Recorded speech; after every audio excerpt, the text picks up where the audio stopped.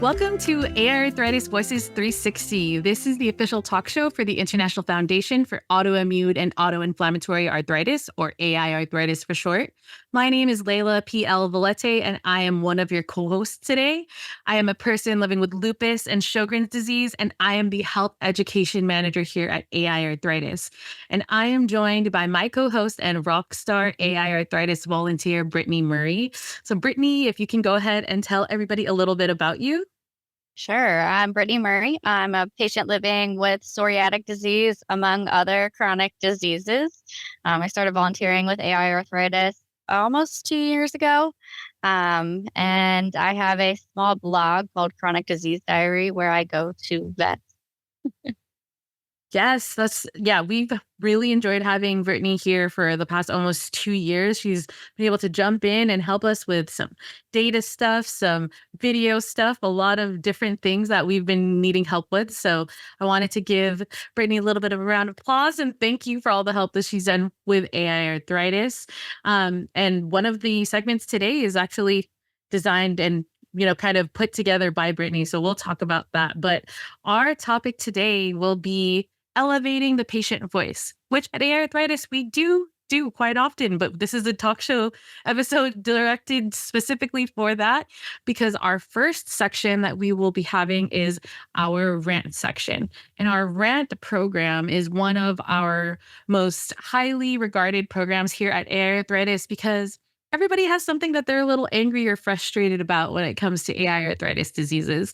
So we love to make sure that we give patients a platform to be able to say what they need to say, because we all know how frustrating it can be with these diseases. And so with these rants, we take patient-identified issues and create patient-infused solutions. So a few of our different programs have come from specific rants that we've had that people are saying, the different issues that they have with their AiArthritis disease. And we've had projects and programs come to help and mitigate those issues. And so that's our first segment. We'll be talking about rants and reacting to a few rants that we have here. And then we will also have our second segment, which Brittany has prepared for us. So if you want to give just a little preview about what we'll be talking about. Yeah, so last week, the Autoimmune Association had their annual community summit, and they brought researchers and entrepreneurs and patients from all around the world to give us the latest on what's happening in the autoimmune community, research and clinical trials and tips and tricks that we can use. So we're going to go over some key takeaways from that summit. Awesome. And yes, thank you to the Autoimmune Association for putting together such an amazing summit. This is the third one that I've been able to attend, and we had a virtual booth there. And so I'm excited to reach out to all of those who stopped at our booth. But thank you again to the Autoimmune Association for holding a free educational summit for all patients to be able to attend. It's really important that these types of educational summits are accessible to patients. So making it free is the best way to be able to do so. So I know, speaking for a lot of patients, that we really appreciate that, so that we're able to learn as much as we want to with these different summits. So that is amazing. Alrighty, so let's go ahead and jump into this first rant. I'm going to go ahead and read it, and then we'll give some commentary. Some of these people did allow us to use their first name, so we will credit them for their rant with their first name. Others asked to stay anonymous, so you will also see that.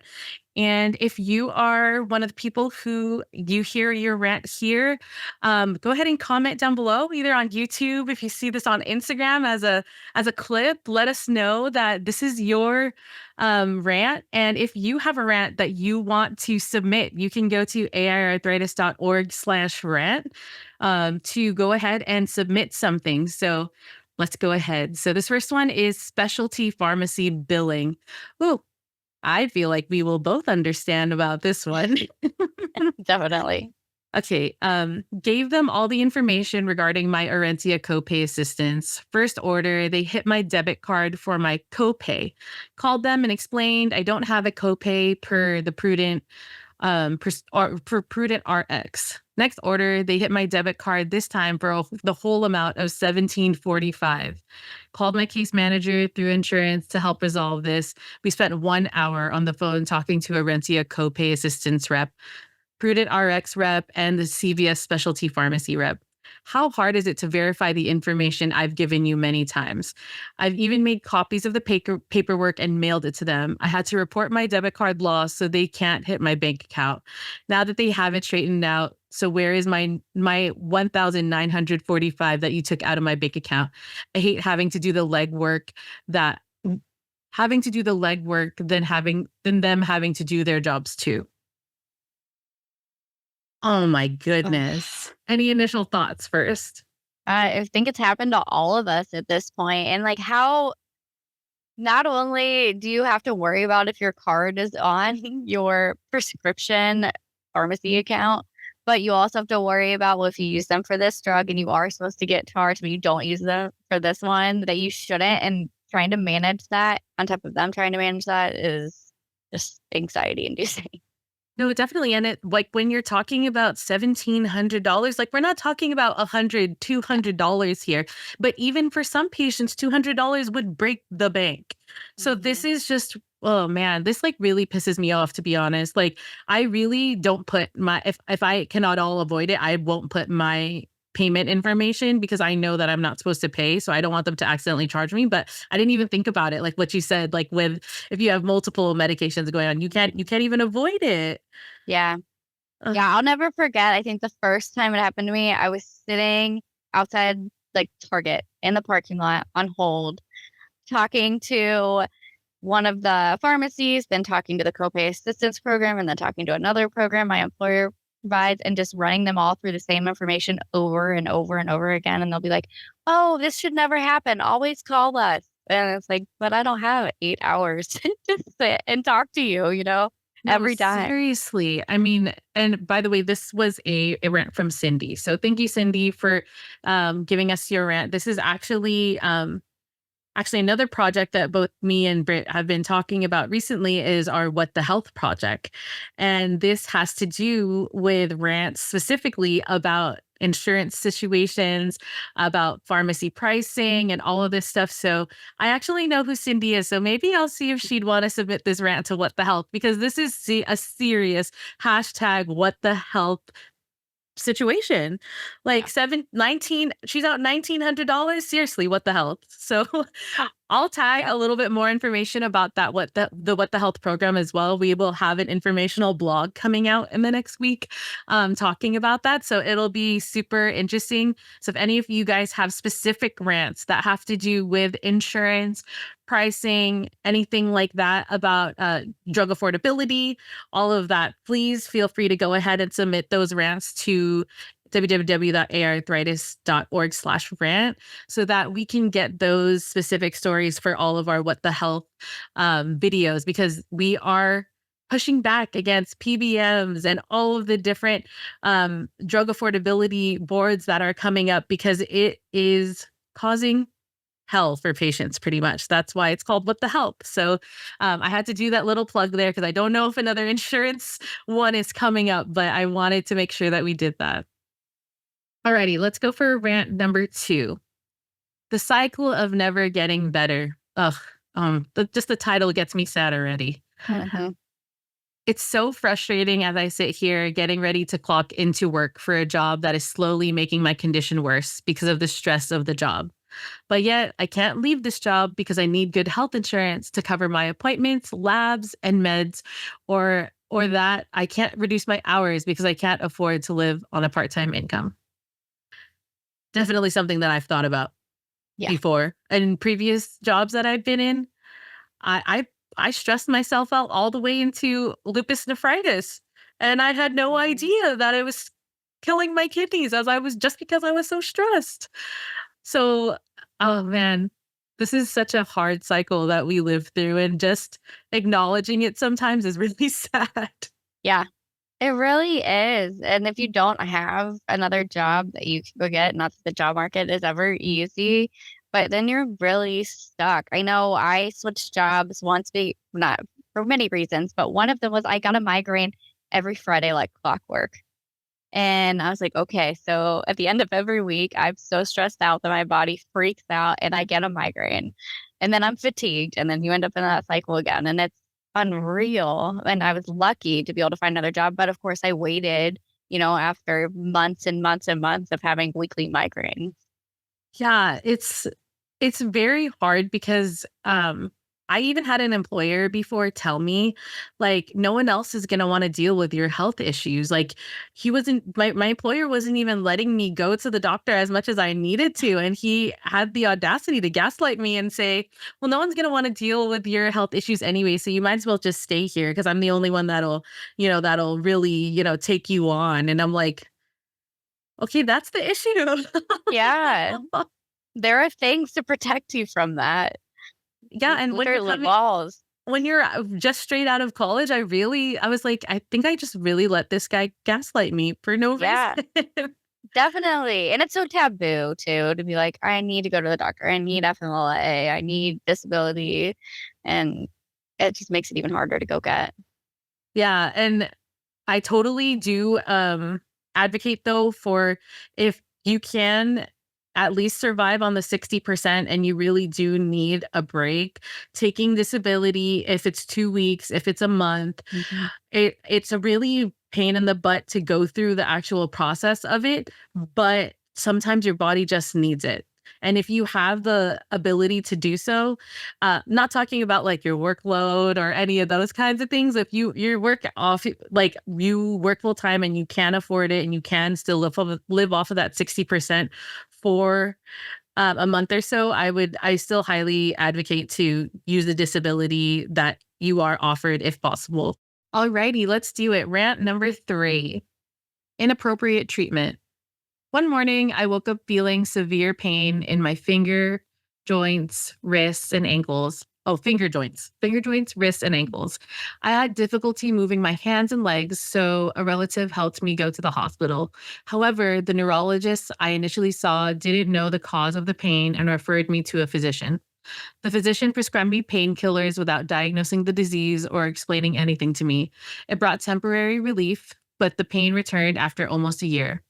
While working at a rehabilitation center, my colleagues who knew about rheumatoid arthritis suggested that I get a blood test for RA, which came back positive. In 1999, regrettably, the country lacked the presence of rheumatologists. Thus, I was once again prescribed pain relief medication by a general physician. Oh man, that is really tough. Yeah. And he I, you know this person, Prakash, who submitted this rant, he oh, there's more to the story. That's why I didn't see it. Hold on. Pause for dramatic effect. I was taking painkillers and somehow managing my pain and moving. In 2007, I came to know there was a rheumatology clinic in Kathmandu. I booked an appointment for a consultation with a rheumatologist. The clinic was very crowded. Patients from all over the country had come for treatment. I waited for a long time for my turn, but the doctor only spent 1 minute with me. He asked me a few questions, suggested some tests, and prescribed more painkillers. The tests were very expensive and hard to pay for by poor people from rural villages. I did not like the behavior of the doctor and the staff of the clinic. No counseling is offered, and patients are not provided with information about the disease or what they can expect from treatment. It took me almost 30 years to get appropriate advice and treatment from a qualified rheumatologist. Thousands of people are unaware of the disease and treatment for any arthritic conditions. Because of expensive tests and treatment, many people are not going for treatment. Instead, they're using herbal medicines, which may increase the risk of worsening the condition. People in need are left to suffer due to the lack of support and treatment provided by the government healthcare system. Man, that is, I think like just in general with any foreign countries, like sometimes as Americans, we're just like blind to how like their system is and how people in other countries are also even more so suffering because of the lack of advancements in those countries. So it's really sad to hear that it took 30 years for him to actually get Yeah. appropriate treatment. Yeah.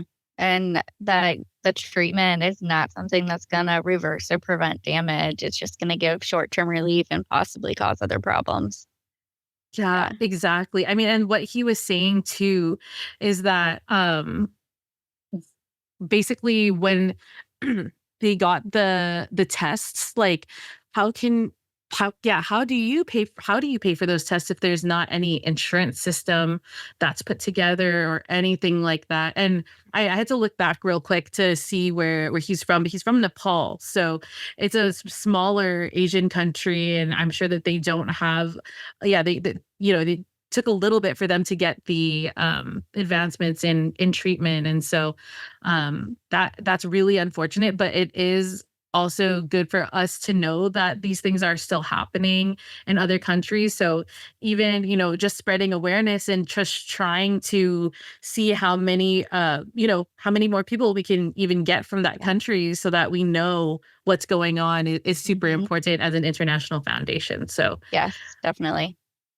thank you so much, Prakash, for sending us this story. And I really do hope that, in the future it will improve, and that even now, so hopefully people who are just getting diagnosed are getting treatment, a lot faster than what you did, but it doesn't negate, the 30 years of suffering that you had up until then. So I'm really sorry for that.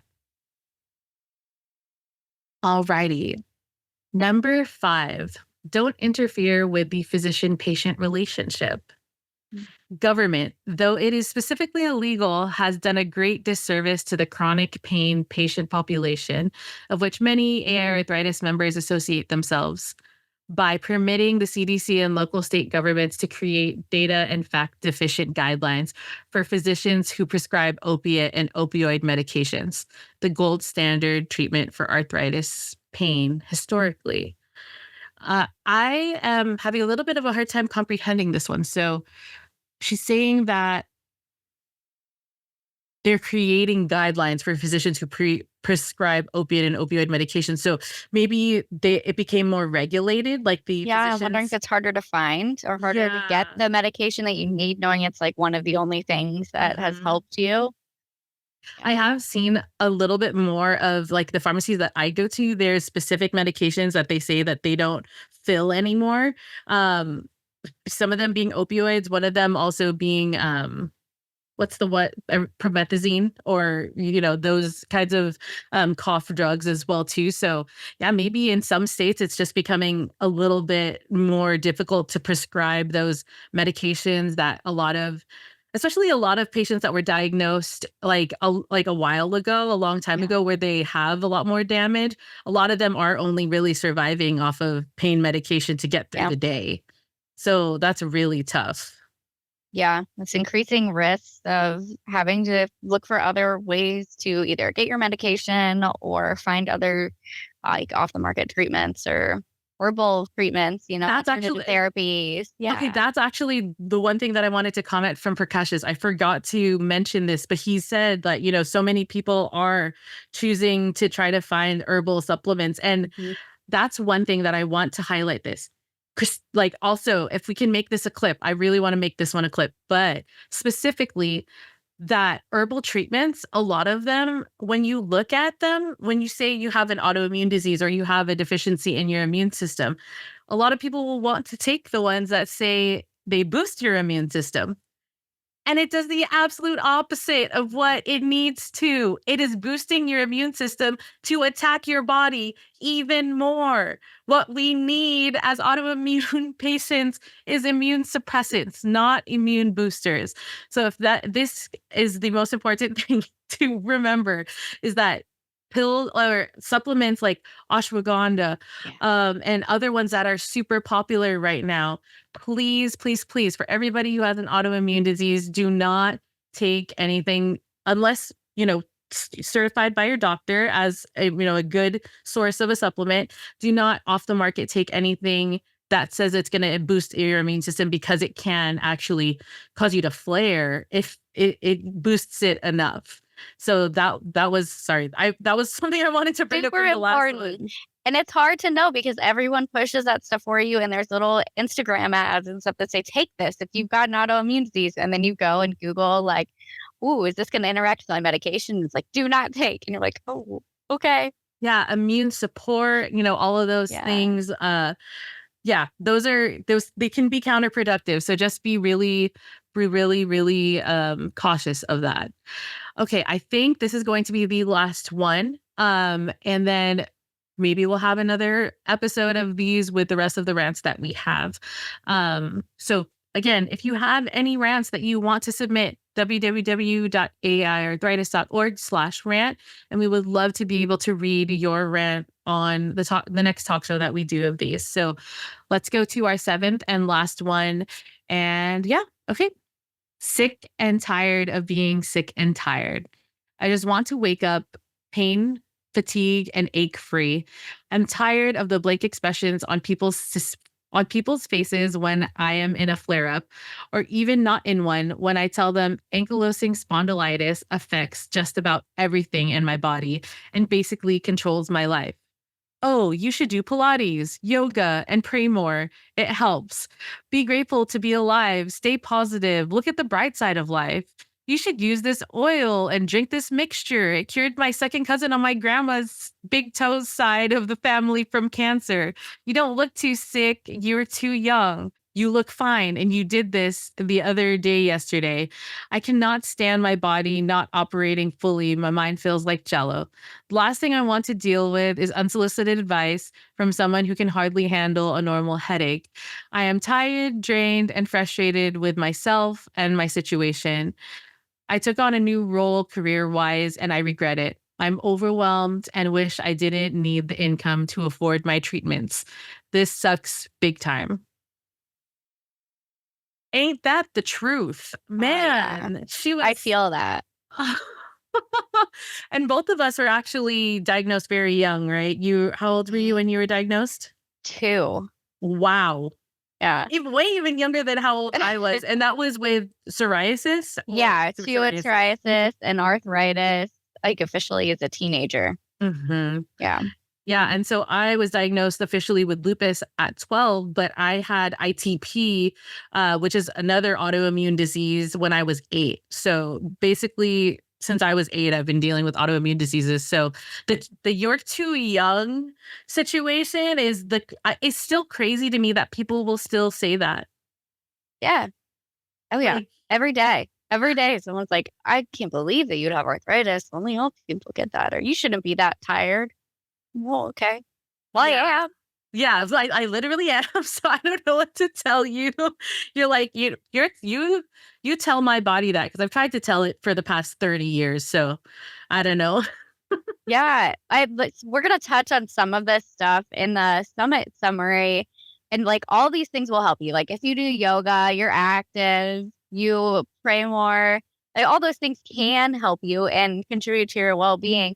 But also, if you're tired, your body is telling you to rest. So do it, let yourself. And it's so hard to do, especially with an autoimmune disease. If you are tired every day, you obviously can't live your whole life by resting. So trying to find that balance is so hard, but please take a break. Yeah, no, it's really hard to find the balance. But I can say that I definitely, once I started working out again, like lifting weights, doing yoga and Pilates specifically too, those did really help my energy and my pain. So it really is on a person by person basis. And people, they do have the best intentions, but sometimes it's just better to just sympathize with someone. That's what, or empathize and sympathize with someone. Advice isn't always needed. You can just say, that really sucks. And I think someone would genuinely like feel better and feel like, hey, they kind of understand what's going on, rather than, maybe trying to give some unsolicited advice. And I think I need to take that advice as well. Like, I feel like I'm always trying to give people advice. So Yeah, me too. Yeah, maybe sometimes we just say, yeah, life sucks. And I'm sorry you have to go through that. And that might make them feel better. So I think that was a good one to end on. And yeah, let's go ahead and jump into the next segment and see what we have to learn. Right. So, as we mentioned earlier, last week was the Autoimmune Community Summit. And as Leila said, it's free. I saw they put the videos on YouTube a couple of months after the summit. So watch out for those. Check out the blog because we sum it all up there.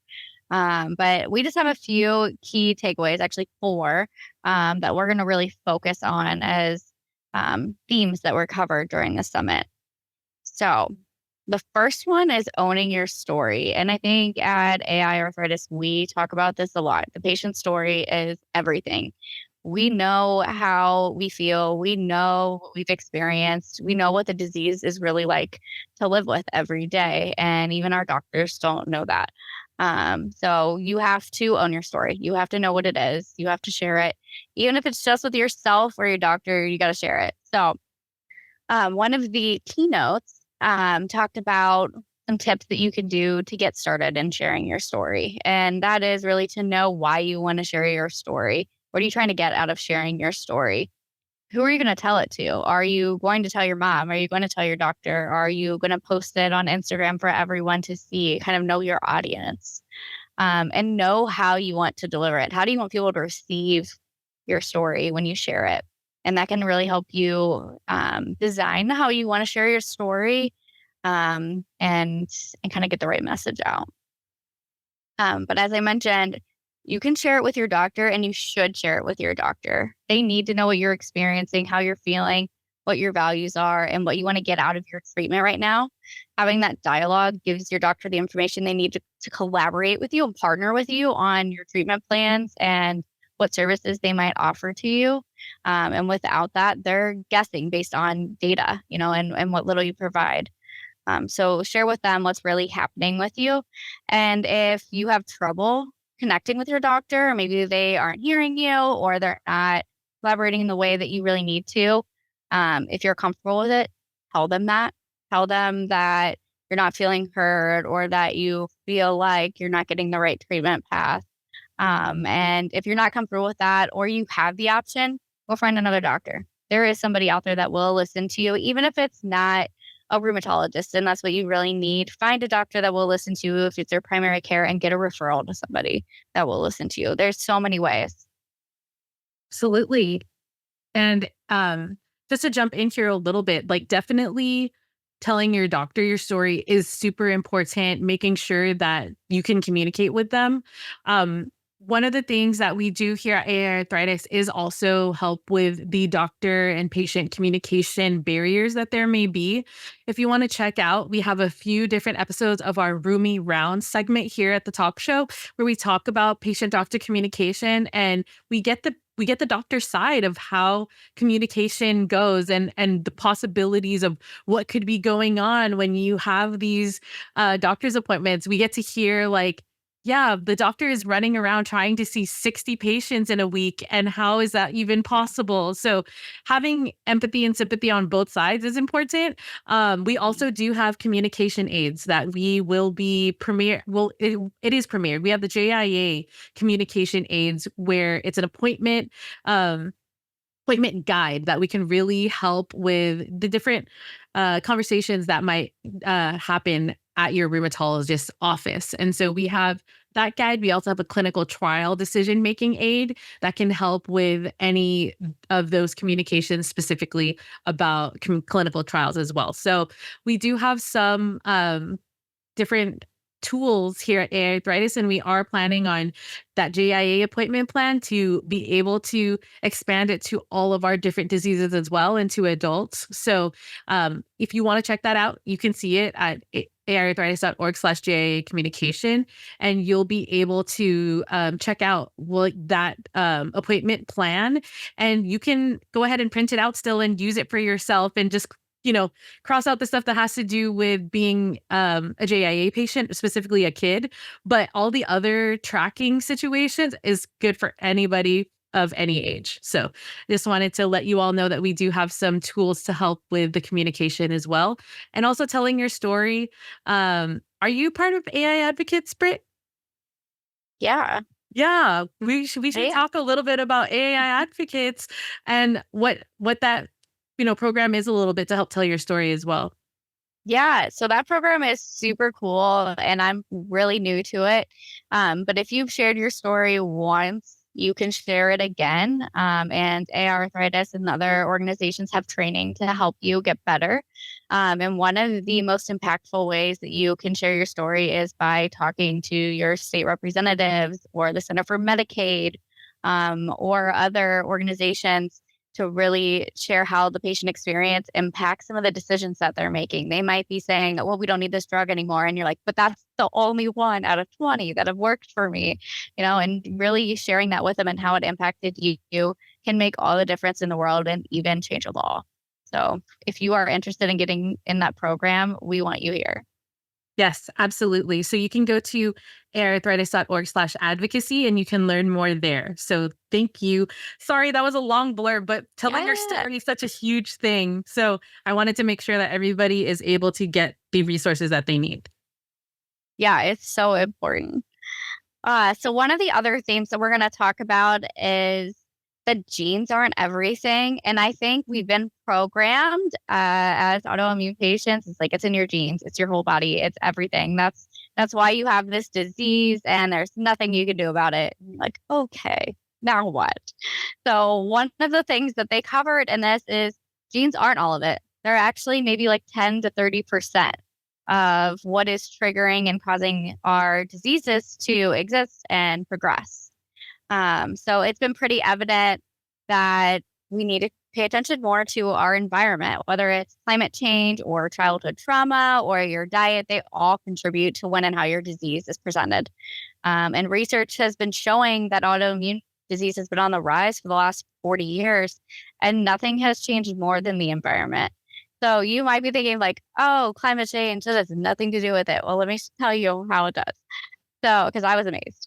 So one of the examples is air pollution has decreased the protections of the ozone layer. And I think we've been hearing a lot about air pollution has been increasing because of manufacturing and cars and all the other things that we have. But that decrease in the protection from the ozone layer exposes us more to UVB, which actually increases our risk of developing lupus. Another example is the American diet, highly processed foods, lots of animal products, both of which are tied to inflammation. Inflammation is a key contributor to autoimmune disease.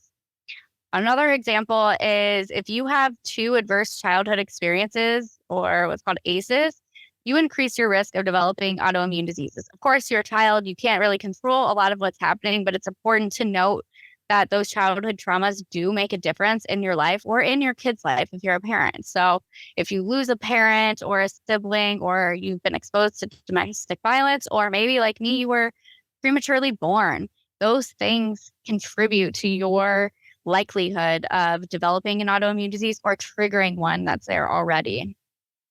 And of course, there's even smaller things like an infection. You get strep throat, common psoriasis trigger.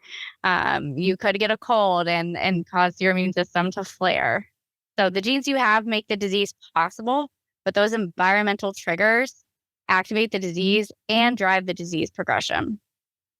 Yeah, I can't tell you even more that every single flare that I've had and every single onset of any autoimmune disease that I've had have all been from viral infections. I didn't connect the pieces of that until maybe about a year ago. And then I went back and figured out every single time that I've had a huge flare has been from a viral infection or something like that happening. Really? First. Yeah. So That's wild. and one other thing is, I think a lot of people do have adverse childhood experiences, whatever it may be. It may be that, your family didn't have enough money to provide you with, meals at school. And so, that's kind of a trigger for you, or anything that could, cause some kind of childhood adverse events. With that, I can't recommend therapy enough. Some therapy may not be, good for some people, but there's different types of therapies that you can try. It's not just talk therapy. There's a lot of other options out there. Starting out even with a support group having to do with your disease could be a good way to start. But I cannot tell you that ever since how much I've healed of some of my childhood trauma, how much better my lupus has been since I've been at peace with that. So take with that what you will. It could be placebo. It could be, I was taking therapy and now I have, a better job. So I have enough money to take care of myself more. It could be a correlation rather than a causation. But I think addressing those inner work for anything that it can help with a lot of things, not just your autoimmune disease, but relationships and all of those types of things. So if therapy is something you're open to, it's never too late to try. Yeah, and there was an example that they gave during one of the summit sessions where they actually went back and treated a parent for trauma, and that helped resolve their child's disease. And that sounds insane, but it just goes to show again how the environment impacts you.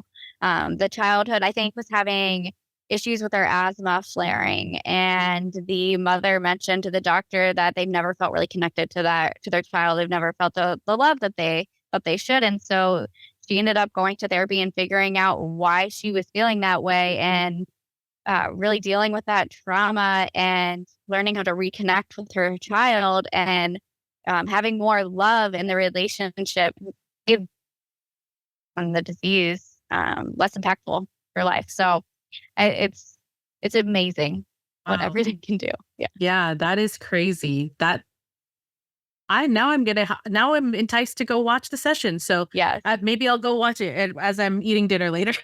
There you go. All right. So the next theme is self-management. So the term self-care, it's trending right now. Everyone wants you to sit on their couch in your sweatpants and eat ice cream and watch TV and practice self-care. But it's way more than that, and it's not a fad. You got to make it a routine. So everything you do during your day contributes to your overall health and well-being, which means establishing a good routine to manage your stress and living a balanced, active lifestyle is crucial. So we all know that establishing a new routine is really hard. I think it takes like 4 weeks or something to make it a real habit.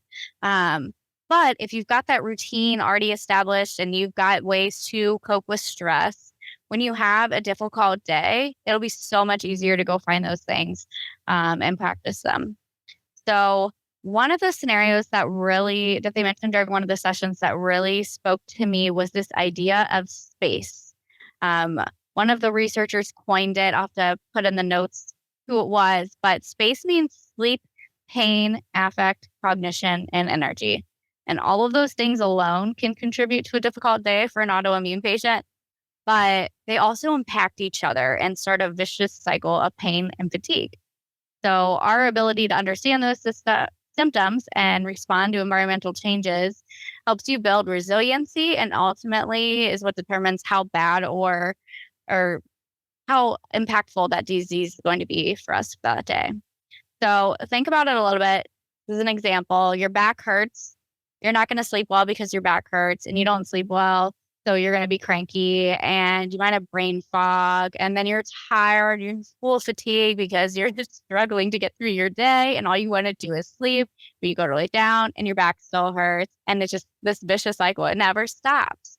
And so you've got to find ways, build a routine that helps you combat all of that and better respond and adapt throughout your day.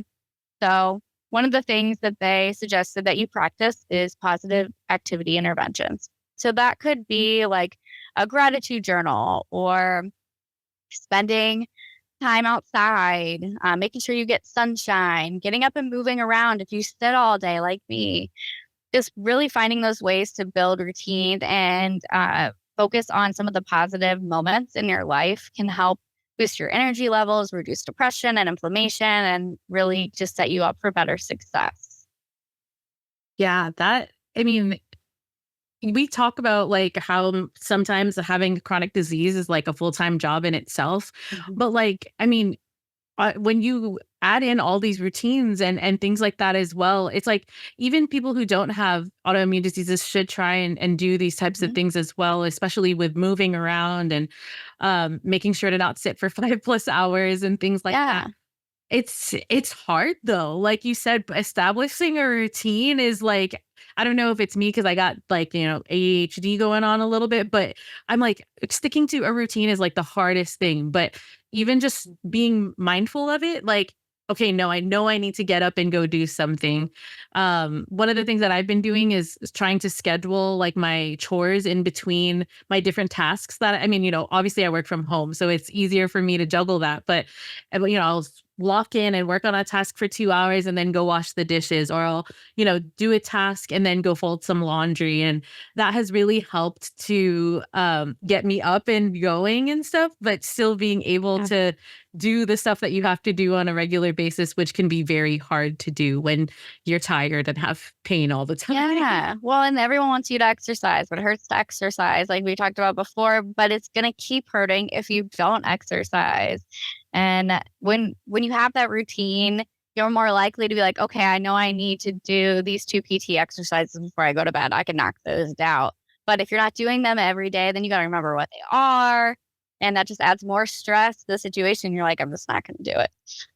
Yeah, and it takes some time for you to like snap out of it sometimes. Like when I'm in a lot of pain, all I want to do is lay down, and then it'll be like a week and a half later and I'm like, "Hey, I probably should have been stretching or doing some kind of yoga, or at least trying to move around a little bit. Maybe that'll help." And then I'm like, "Oh, I totally forgot about that part." Like, you're like, "I'm doing the rest part. I'm doing good on that, but why am I still hurting?" And you're like, "Oh, because I really do need to move." So I sometimes you forget. You really like there's so many things going on in a given day that it's really hard to keep track of everything, but um keeping keeping mind of everything can really help. Yeah. And remembering to keep it balanced too. Because if you got a good day, all we want to do is go do everything that we've needed to do. And then you end up in a different cycle of, okay, now I'm tired and hurt because I did too much because you didn't do anything on the other day. So trying to find a way to balance your activity is also super important and very difficult, especially for people like me. Yeah, no, definitely. Those good days are hard because you know that you're still gonna suffer the next few days after that. You're like, I'm just gonna do everything today so that I can get through it. And then you're like, yeah, probably shouldn't have done that, but at least the things are done, right? Like, Yeah, exactly. but yeah, balance is much better than that. But sometimes that's the best that we're gonna get as well. Yeah, So we might as well just take advantage of it. So it's hard. exactly. All right, we've got one more theme, and that is to get informed. So there were multiple sessions that covered the latest research, how do clinical trials work, how does health insurance work, what resources are available, and it's a lot, but getting informed is how you help yourself get the best care and the opportunities that you can. So a staggering metric that I heard at the summit was 96% of Americans don't understand their health insurance. And who can blame them? It's so complicated. There are multiple plan options. There's multiple ways to get a plan. There's multiple ways to pay for your health care. And there's so many rules on how to get it, how to appeal, and they're hard to find and follow. So something to know is that there are programs in place that no one knows about, like 340B, which is a hot topic here at AiArthritis right now as well. That allows community health centers to get you prescription drugs at a discounted price, which is super important to us. And the reason that it's a hot topic for us is that those discounts aren't always getting passed on to the patients. So there's some reform bills to look out for to help make sure that you get those discounts so that you can actually afford your prescription and your care. Something else that they covered was that most hospitals and providers have financial assistance programs. So check their website and see what options that you have, or reach out to an organization that can help you find that out. Because the last thing we want is for you to need care and, as we talked about earlier, not be able to pay for it. So some other areas to get informed about are research and clinical trials. So if you aren't aware, research and clinical trials are how we've all gotten our treatments. That's how they're developed, how they're tested, and how they ultimately reach us. But it is important that you know how research works and what studies to trust in that, because there's a lot of publications out there. So something to look out for is that studies are robust, rigorous, and reproducible. You want to make sure that they tested across a lot of people in a lot of different environments and different populations, and that it's reproducible over and over again. Something else to do is, if you can participate in a clinical trial, you could lead to a new treatment being released or an existing treatment being offered to a new disease population. A lot of our autoimmune diseases can be treated by prescriptions or drugs that treat other ones. Crohn's and psoriatic arthritis can be treated by some of the same biologics, but we wouldn't know that if people didn't participate in studies. Yeah, and just to add to that, there's also a piece that we don't talk about as much, but the fact that we need a lot of diversity in these clinical trials because our genes are different. Everybody can react to these drugs very differently. So historically, there have been a lot of middle-aged white women that participate in a lot of these clinical trials because that's the main demographic that RA and these others different very common diseases have. But it's also because some of them have this situation where they can't afford to take off work to be able to do these clinical trials and invest that time into their treatment, when a lot of other people who may be people of color and lower socioeconomic statuses don't have the luxury or time to even think about being able to take work off to be able to do these types of things. But it is very important. We found, especially for lupus and other diseases that are more common in people of color, that these drugs don't work the same on someone who's Black versus Asian versus Latino versus white. You can react so differently just depending even on your race. So not only just participating in clinical trials, but specifically if you want to help represent for your with your cultural group, that can also be very, very helpful to make sure that we have a whole picture on what these diseases or what these drugs are doing for these diseases. So thank you, Brittany, for giving us all of these amazing topics. I did want to go in a little bit more about getting informed and how you can do that with AiArthritis. We have a very, very, very popular program that's coming up in less than a month, and it's called Go With Us to Scientific Conferences. Specifically, we will be attending the American College of Rheumatology Convergence in DC starting November 14th.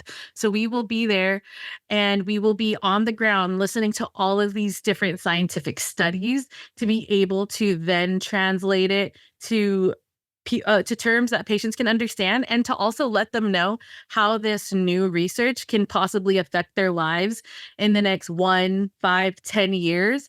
But either way, it is very interesting to learn about the different things that are up and coming in our community. So that is one big way that you can help yourself stay informed on new research that's coming out, is by signing up for Go With Us.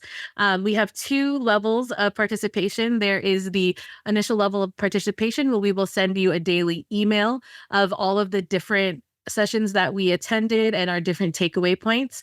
And then there is the elevated experience, which we always recommend because you get to jump into a Slack group with us, ask us questions in real time. You get to see the behind the scenes, and you also get to ask other patients any questions that you may have as well. So if you'd like to sign up for that program, it is totally free, and you can go to aiarthritis.org/conferences, and you will be able to see our sign up for ACR in less than a month. There's also the last episode of this talk show, episode 102, was about the patient journey resources. And it has been our new way to display our resources. And we've actually created a lot more resources as this is built up. And so if you are looking for information about disease self-management, looking for information about exercise, about comorbidities, about how your care partners can get involved in your care, there is a lot of different resources that you can find, and it's divided by the different stages of the patient journey that you may be in. So undiagnosed or mystery patient, newly diagnosed, currently living with this disease, on the road to remission, and care partners. So please take a look at that at aiarthritis.org/patient journey to get any more resources and information about your diseases, or basically how to manage disease. And you can see more also on our blog about how other patients deal with their disease and their different perspectives that they may have. So that's at aiarthritis.org/blog. And anything else before we go into the final wrap up? Any final thoughts about any of the conversations that we had today, or anything else that you wanted to say about the Autoimmune Summit? Even if you don't want to watch the whole thing or read about every session, go read about what interests you because just one sentence of it could totally change your day. It was amazing. Absolutely. And so, as Brittany had mentioned in the beginning, we will have, by the time this episode is up, we will have all of her blogs that we are cross promoting on her blog and our blog about all of her summaries for the different sessions. So, like she said, if you do not want to go ahead and watch the whole thing yourself, that is totally okay. But making sure to keep yourself informed, like we said, checking out our blog and seeing any of the things that may interest you that she has summarized and gotten some takeaway points for us from the Autoimmune Summit, and as well as making sure that you check out any of the other links that will also be in there as well. We have links to all of the different resources that can be helpful. So thank you again, Brittany, for doing the work to be able to provide all of this amazing information to not only the AiArthritis community, but to anybody who is willing to check out our blog and listen to this episode. I really wanted to say a really big shout out and thank you to Brittany for all of the hard work that you put in on that. Thank you. Yes. And so, a lot, as with all of our work, but specifically this talk show is funded by your donations, and all of the resources that we put together are funded by your donations. So if you like some of the resources that is on our website, or if you enjoyed listening to the rants in this episode, we would really appreciate if you could donate to AiArthritis and help push our mission forward, because we do not represent the patient voice. We are the patient voice. And we like to make sure that we are giving patients as many valuable resources as we can. So your help and your support will really help with that. And you can go to aiarthritis.org/donate to contribute any amount that you can. You can also sign up for monthly donations where it can be on a recurring basis.